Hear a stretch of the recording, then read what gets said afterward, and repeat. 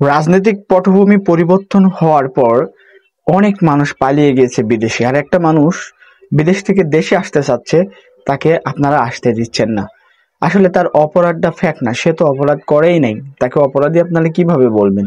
সে দেশে আসতে চাচ্ছে, তাকে আসতে দেন। যদি অপরাধ থাকে তাহলে বিচার করবেন, সেটা দেশের মানুষে দেখবে।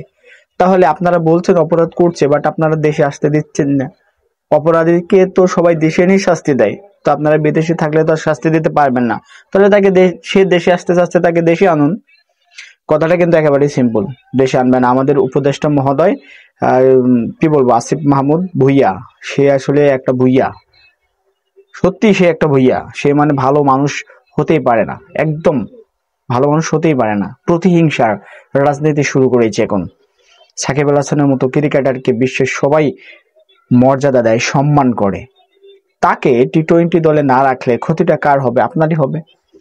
আপনি যে উপদেষ্টা আছেন, তার মানে আপনি তো দেশটাকে চালাচ্ছেন।